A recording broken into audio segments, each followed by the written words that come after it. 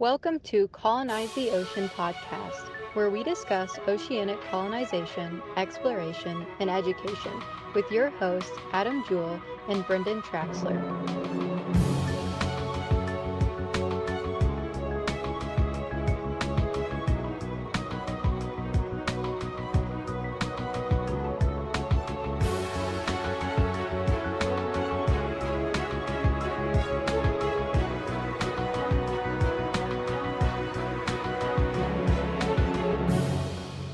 If I told you that very soon, people will be living on the ocean floor. I don't mean for a few hours in a submersible, but for weeks, maybe even a whole month at a time. You'd probably think it was science fiction. Exactly. Something out of a movie. We're talking about setting up actual semi-permanent homes on the seabed. And you'd be forgiven for thinking that. But, well, the incredible thing is that it's actually happening. Right now, we're on the cusp of, really, the industrialization of the ocean floor. And it's being driven largely by one company, a British company called Deep. That's right. They are the ones spearheading this. They're taking this dream of living underwater from what was, a heroic but limited experiment and turning it into something that's scalable, something repeatable. And that's the core of what we're going to get into today. Deep is rolling out these incredibly advanced modular habitats. They're called Vanguard and Sentinel. And based on all the sources we've looked at, these things represent the biggest single leap forward in long-term human presence in the ocean since Jacques Cousteau. Since his experiments back in the 1960s. Absolutely. The scale of this change is it's profound. We're not talking about short little scientific trips anymore. Deep is talking about establishing long-duration human infrastructure in what is, without a doubt, one of the most hostile environments on Earth. Which brings up massive engineering challenges, obviously. Yeah, immense. But it also opens up all this uncharted ethical territory and geopolitical questions, too. So our mission today is pretty straightforward. We want to give you the complete picture of this underwater revolution. We're going to analyze the engineering, some of the breakthroughs they've had, like their 3D printing process. Which is fascinating. It really is. And we'll see how this technology stands in really stark contrast to Cousteau's legacy. And maybe most critically, we'll get into why this sudden ability to live deep and for long periods. Yeah. Why it matters so much for things like global governance and marine conservation. And as we're unpacking all the technical details, the pressurized hulls, the gas management systems, all of it, there's this underlying tension that I think we have to keep in mind. Which is defining what our new role down there is. We're shifting from being these, brief observers on the surface to being long-term guests in the ocean's backyard. So are we becoming stewards? Or are we just uninvited guests? That's the question. Are we ready to be responsible? It's a huge shift. Okay, let's unpack this and find out exactly what's happening beneath the waves.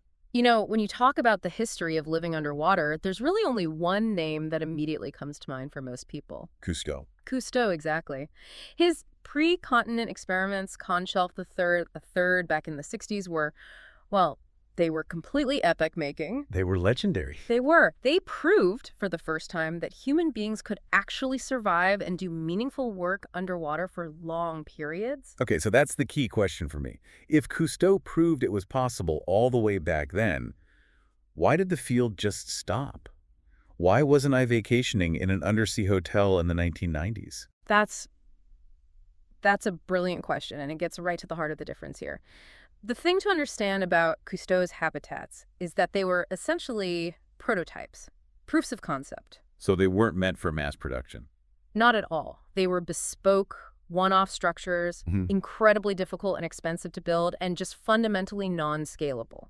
So they were built for a single mission? Right. They relied on very early-stage technology, and their main goal was just to prove human physiological endurance. Could a person handle saturation conditions? That was the question. It wasn't about efficiency or cost or being able to deploy them again and again. And once they proved that, the interest faded. The resources shifted, the cost was so immense, and the logistics were such a nightmare that it was just easier to put that money into other things, like improving submersibles. Okay, so Cousteau's legacy was this incredible, heroic scientific achievement that showed what was possible. A possibility, yes. But Deep's vision is to take that possibility and industrialize it. They're moving beyond proving a concept to actually building an infrastructure. Precisely. That is the fundamental shift. Deep isn't trying to build one special habitat to break a depth record or a duration record. That's old thinking. So what's the new thinking? The new thinking is about creating infrastructure that is designed from the ground up for repeat, large-scale, and standardized use. And they have a timeline for this. They do. They've been very open about it. Their stated goal is to have a global network of these underwater homes and facilities up and running by 2030. 2030, that's not far away. That's incredibly aggressive. Yeah. But that's the timeline of an industrial strategy, you see, not a scientific expedition. It makes sense, though, when you think about it. Yeah. They're basically picking up the baton that Cousteau dropped, but they're applying all of our 21st century engineering and manufacturing know-how to the problem. And the key isn't just that the habitats are strong. That's a given. The key is that they are, as you said, scalable and standardized. Right. That's the difference. It's everything. We are moving from this era of experimental habitation, where every single project was a unique custom job. And incredibly expensive. Incredibly. And we're moving towards establishing fixed, scalable ocean infrastructure that can be, for lack of a better word, mass-produced. And crucially, that it can meet global safety standards. It's like the difference between someone building a custom car in their garage versus the Ford Model T. That's a perfect analogy. One is a passion project, the other is scalable business infrastructure.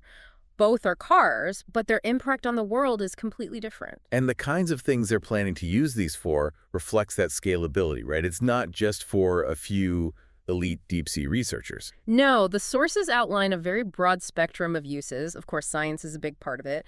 Things like long-term biodiversity monitoring. Or coral reef restoration. Exactly. Things that really demand a continuous, sensitive human presence. But it's also things like advanced diver training. Saturation diving is incredibly complex, and these habitats are the perfect environment for it. They're like forward operating bases for these long, complicated missions. Which brings up the question I know you get asked all the time. In this age of incredible robotics, ROVs, AUVs, smart sensors everywhere, why do we even need to send people down there for weeks? Right. Why not just send a robot? What's the scientific edge that a continuous human presence gives you that, billions of dollars of robotic tech can't replicate? And that's maybe the most compelling part of this whole vision. Look, robots are amazing. They are unparalleled for high-volume, standardized data collection. So temperature, salinity, mapping a grid. Exactly. Repetitive tasks. Yeah. A robot will never get bored or tired. But what they lack, fundamentally, is the human capacity for active, cognitive decision-making, for pattern recognition in a really complex, new situation. So a robot might see something weird, an anomaly, and just log it as data point X and move on. Or it might just shut down because it's outside its program parameters. But a human scientist seeing that same anomaly can immediately pivot the entire mission. They can change their sampling technique. They can realize in that moment, wait, I am seeing something completely new. That cognitive flexibility. Cognitive flexibility, serendipity, long-term interaction. It's what some call wet science. The ability to do hands-on sampling, to make these instant judgment calls based on your own experience and awareness. AI is getting better, but it still struggles with that in such a dynamic environment. Especially when it comes to observing animal behavior. Oh, absolutely. The potential there is immense. Yeah. If you can live quietly within an ecosystem for 28 days, you essentially become part of the background noise. Instead of a loud, bright submersible that just drops in for a few hours and scares everything away. Precisely.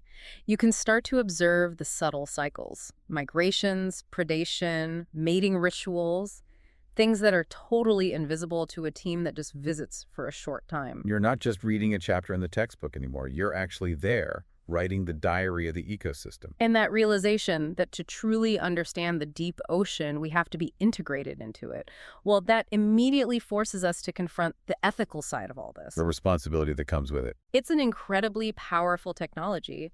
And with this ambition to have a global network by 2030, the responsibility is equally immense. It raises a really important question then. If we're building these systems that let us, weave ourselves into the fabric of the deep ocean, how do we make sure our ambition to learn doesn't accidentally destroy the very thing we're trying to study? And that's the core ethical dilemma. We have to decide right now whether we are designing this infrastructure to be caretakers of the ocean. Meaning minimal impact, rigorous monitoring, and dedicated research. No. Or do we risk becoming uninvited guests whose very presence, the noise, the light pollution, the waste, the physical footprint, starts to degrade the environment we came to see. And that distinction isn't just some academic debate. No, it dictates the entire regulatory framework we have to build. And we have to build it now while this innovation is still starting out. We have to define what stewardship means before that global network gets deployed. Okay, so let's move from the grand vision to the actual hardware. Let's start with Vanguard. This is Deep's first habitat, right? The one that's supposed to validate all the engineering. That's the one. Vanguard is the crucial first step. It's the bridge from the old 1960s prototypes to this new industrial vision. It's designed to be robust, repeatable, and above all else, safe. And the basic specs are 4 people. It accommodates a crew of 4, and missions can last for 7 days or even a bit more without anyone needing to resurface. And it's rated to a depth of 50 meters. Now, to a listener, 50 meters might not sound that deep. A recreational diver might go close to that. What makes 50 meters significant for a habitat like this? 50 meters is really significant because it puts you firmly in the operational zone for what we call saturation diving. Right. At 50 meters, the pressure is about 6 times what it is at the surface, 6 atmospheres. And to keep people safely under that pressure for a full week, you need a sealed ambient pressure environment. Okay, can you break down what ambient pressure environment actually means? In simple terms, it means the pressure of the gas inside the habitat is equal to the pressure of the water outside the habitat. So they're balanced. They're balanced, and that is the absolute key to saturation diving. See, after about 24 hours at that depth, the tissues in your body become fully saturated with the inert gas in your breathing mix. Okay. Once you're saturated, you can stay down pretty much indefinitely without having to decompress more. It means your divers can work for, say, 8 hours a day right outside the habitat and come back in without spending hours decompressing each time. That's the efficiency game changer. It is, and their access to the water is through something called a moon pool. Which sounds very cool. It is pretty clever. It's basically an open hatch in the floor of the habitat, and because the air pressure inside is pushing down, matching the water pressure pushing up, the water doesn't flood the whole place, it just rises a little bit inside the opening. So divers can just swim up through it into the habitat. They swim up, step out of the water, seal an inner door, and then they can dry off, all while staying at 6 atmospheres of pressure. Now, logistically, Vanguard is still tied to the surface, isn't it? It's not fully autonomous. That's right. For now, the life support is managed by a secure buoy or a support vessel on the surface. That buoy provides the essential umbilical connections. So power, communications. Power, comms, and the breathing gases. Vanguard is incredibly functional, but it is tethered to a local support system. Okay, but here's where it gets, for me, really interesting, and where Deep just completely breaks away from the old way of doing things, the way they actually build Vanguard. Manufacturing. Yes, they use a process called WAM, Wire Arc Additive Manufacturing. This is the industrial breakthrough. WAM is, as you said earlier, essentially 3D printing, but it's 3D printing applied to massive load-bearing metal structures, like the hull of a habitat. So forget traditional shipbuilding where you're cutting huge plates of steel and welding them. Forget that completely.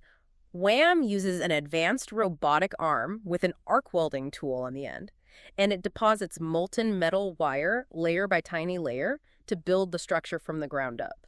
So if you're picturing one of those little plastic 3D printers on a desk, you need to scale that image way, way up. Oh, massively. This is heavy industrial robotics building huge, complex, mission-critical metal objects with incredible precision and speed. So what are the actual advantages of using WAM for something that has to withstand so much pressure? The primary advantage is structural optimization. When you design something using traditional methods, you often have to over-engineer the whole thing just to make sure the weakest points are strong enough. You add a lot of extra weight and material everywhere. Exactly. With WAM, you can use computer analysis to figure out exactly where the highest stress will be at the joints, around the viewports, on the curves of the hull, and the robot adds more material only in those specific places. So you get maximum strength right where you need it and minimal weight where you don't. A far superior strength-to-weight ratio. And the operational benefits that flow from that are profound. Like speed. Like incredible speed. Traditional fabrication, welding, grinding, inspection, that can take months and months. Additive manufacturing just slashes that production timeline. And if your goal is a global network by 2030, you need that speed. And there's a sustainability benefit here too, I would guess. A huge one. Traditional construction, or subtractive manufacturing, creates enormous amounts of waste.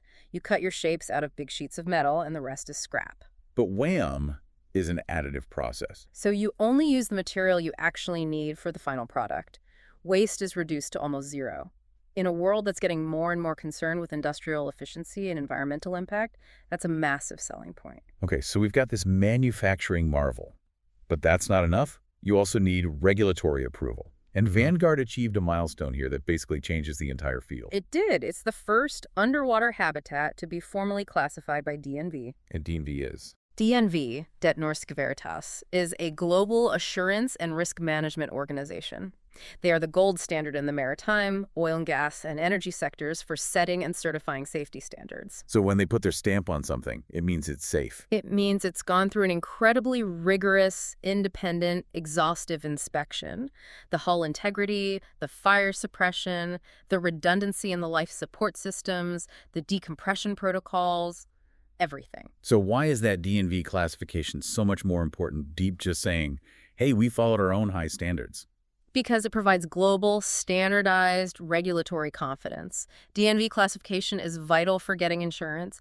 It's vital for securing international permits to operate. It builds trust. So Cousteau's habitats were incredible, but they were research projects. They were one-offs. Vanguard is certified as a reliable, insurable industrial asset. It signals a maturity to governments, to scientific institutions, and, maybe most importantly, to potential investors. It says this isn't an academic venture anymore. It's a globally recognized piece of infrastructure. Yes. The DNV stamp basically says this little habitat meets the same kind of stringent safety requirements that you'd expect from a massive oil rig in the North Sea.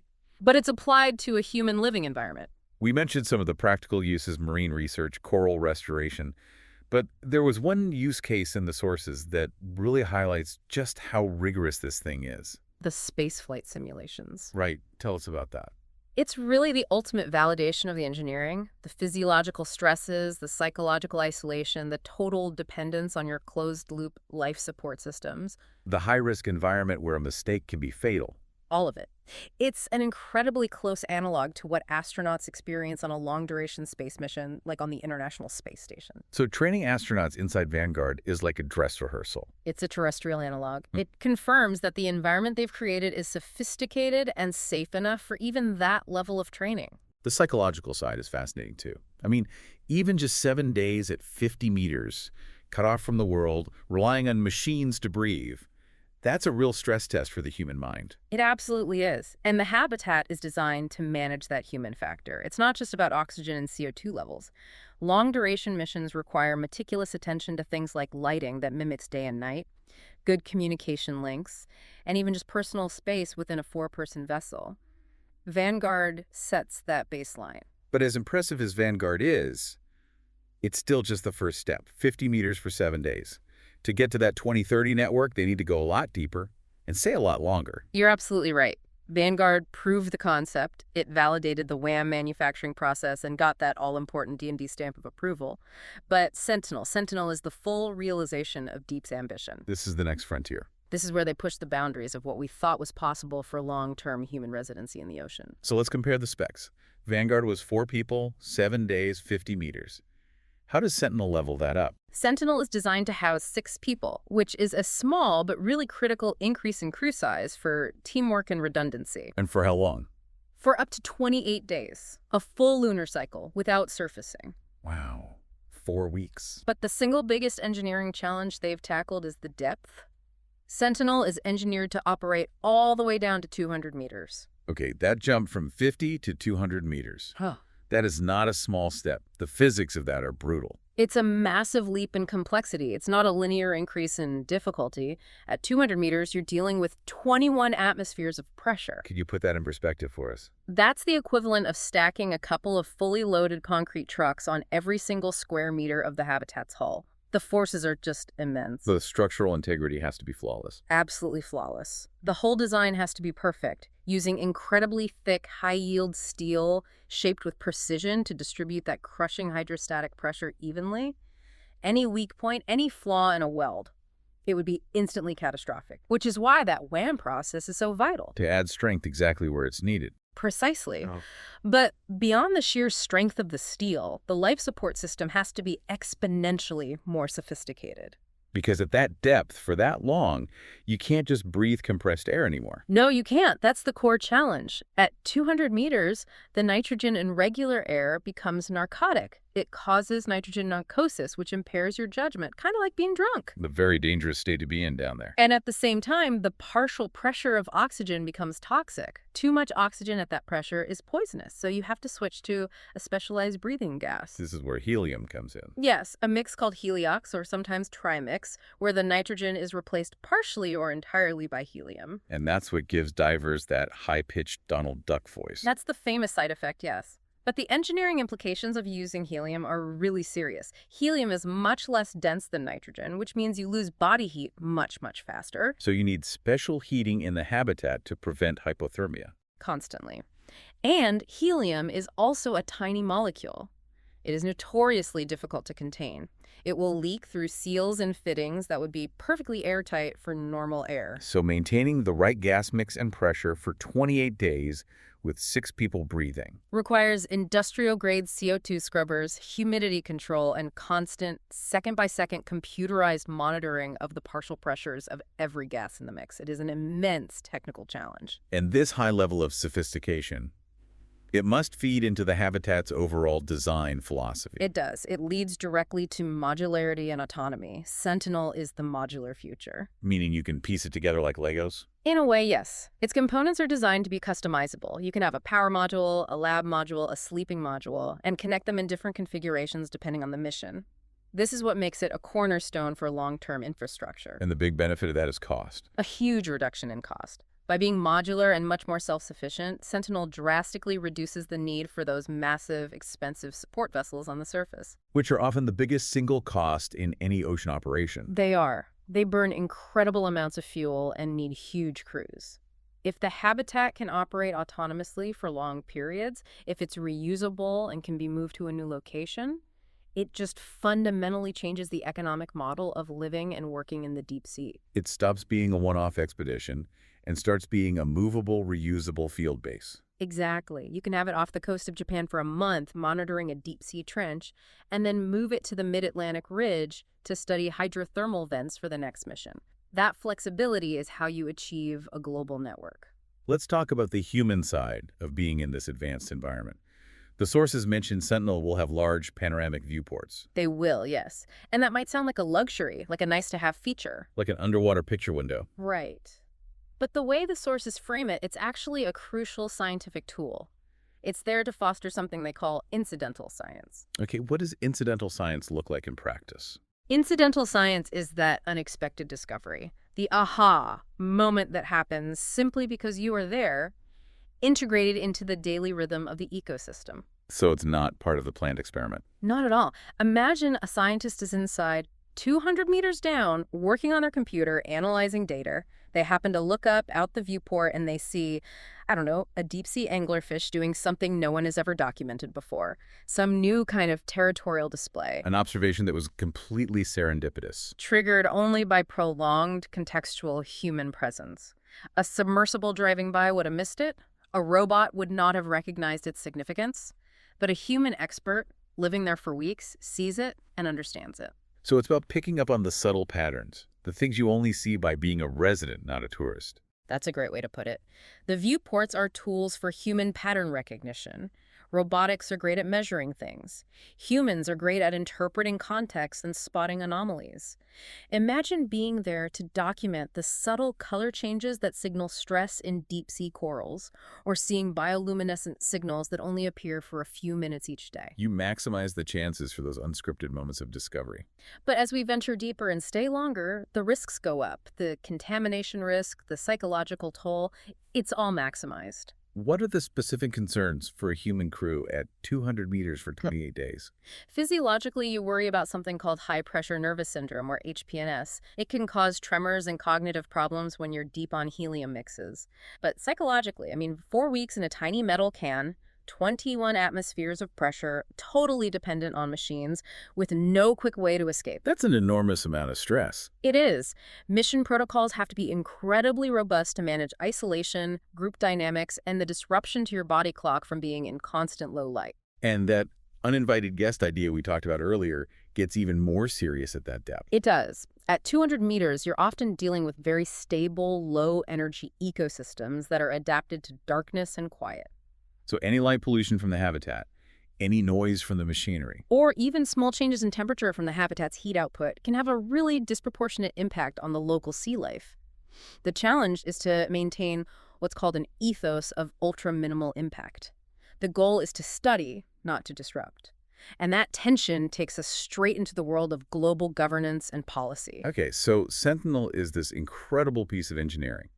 It proves we can live deep for long periods and with a high degree of autonomy. It's a technological triumph. But a triumph like that immediately forces this huge pivot in the global conversation.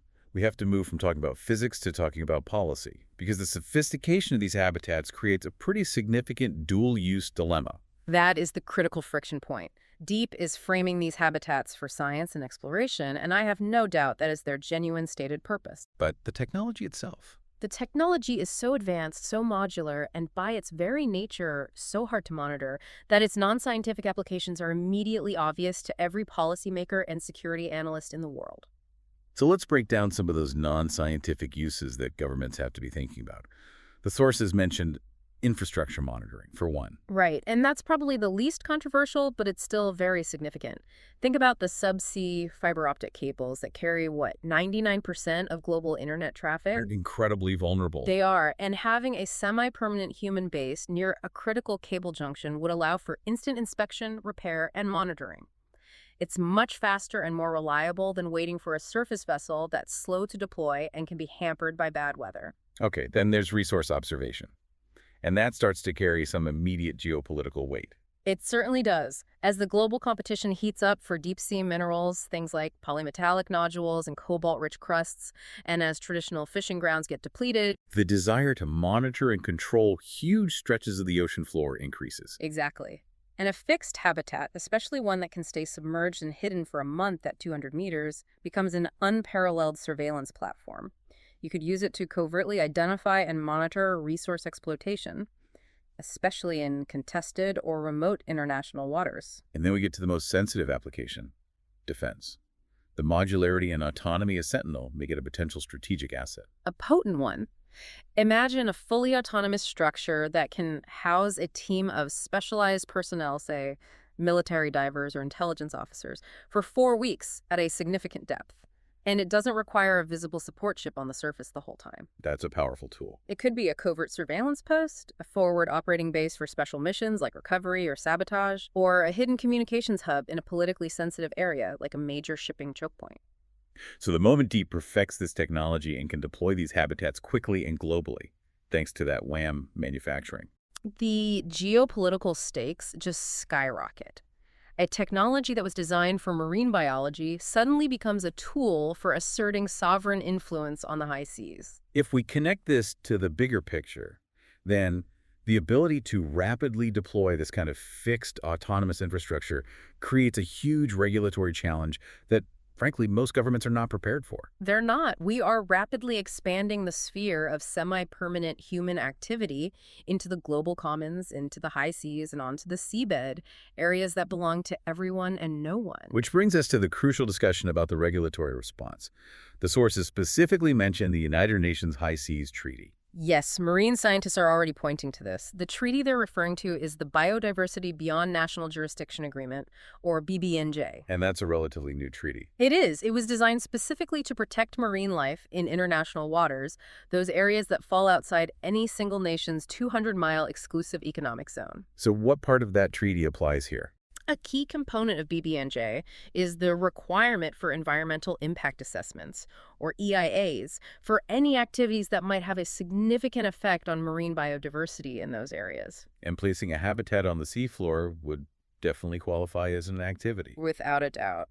Placing a large, semi-permanent, continuously operating structure on the seabed, even if it's for pure research, has the potential to significantly impact the local environment. So under the treaty, Deep would have to conduct one of these EIAs. They would. The process would require them to rigorously assess the impact of everything: the construction, the noise and light from its operation, its waste output, and what happens when it's eventually removed on the local ecosystem. And the problem here is speed. That's the central tension. The speed of deep's innovation, which is supercharged by things like RAM printing, is far outpacing the speed of international law. Policymaking and treaties move at a glacial pace. Exactly. Deep has this goal of a global network by 2030, which requires rapid deployment.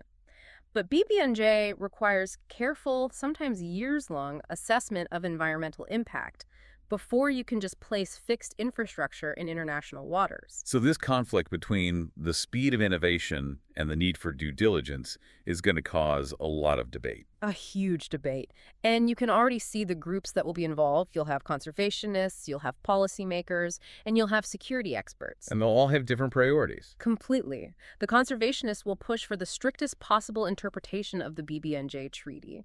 They'll demand transparent data on light and noise footprints to protect these fragile deep-sea ecosystems. Policymakers will be stuck trying to define what fixed infrastructure even means on the seabed and who is responsible if something goes wrong. And the security experts. They will be focused entirely on the dual-use problem. They'll be trying to create international protocols for monitoring or even restricting who is allowed to deploy such a strategically valuable asset and where they're allowed to put it. So connecting this back to the big picture, the rise of this kind of scalable underwater infrastructure forces us to accept that the ocean floor can't be treated like a lawless frontier anymore.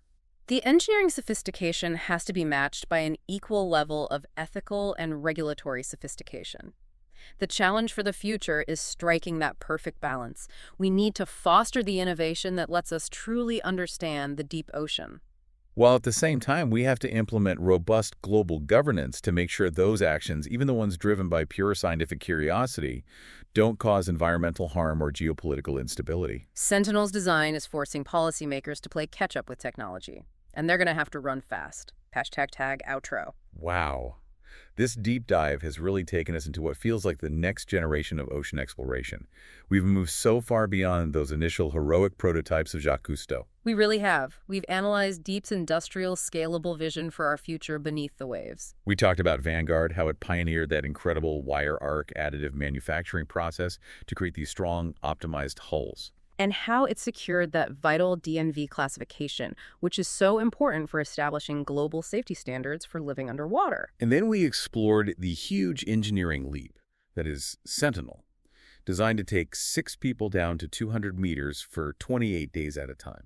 A depth that demands those complex helium-based life support systems, but which also provides the perfect environment for incidental science, those serendipitous discoveries that only come from continuous, patient human observation. But the very success of this technology, its modular and autonomous nature, introduces this significant global friction. Its inherent dual-use potential for defense and for resource monitoring means that this amazing scientific tool is now, and forever will be, linked to geopolitical strategy. And to that critical need for global governance under frameworks like the new UN High Seas Treaty. Absolutely. The knowledge you've unpacked with us here is really essential for understanding the future of the blue economy and also global security. The seabed is changing from this unreachable abyss into a contested space where we can place semi-permanent infrastructure. And the speed of that change is being dictated by these engineering marvels like WHAM. Which leaves us with a final and I think very complex challenge for you to consider. Deep's innovation is creating semi-permanent bases that are far from surface observation. They are perfectly suited for observing rare marine life, but they are equally well suited for asserting strategic presence. A dual-use technology in the truest sense. Exactly. So given the speed of this deployment and the immense value of resources in the deep sea, how do governments and international bodies ensure that scientific ambition truly remains the priority? How do we prevent these habitats from quietly becoming unmonitored strategic outposts, used to surveil or control the global commons, thereby completely undermining the goal of preservation? That is the ethical, the regulatory, and the geopolitical tightrope that we must all collectively learn to walk as humanity finally begins to settle beneath the waves.